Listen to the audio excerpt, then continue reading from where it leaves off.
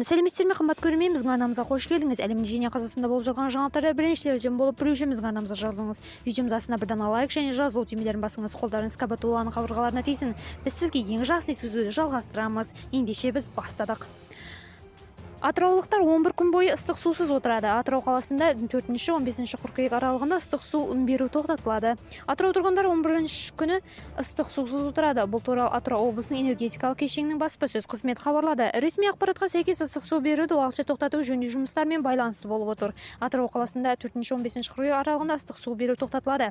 Атырау жылу жүйелері күрделі жөндеу жоспарының кестесіне сәйкес қалада жылу пункттерінен магистралды жылу құбырларымен ыстық су беруді толық тоқтатқанын хабарлайды.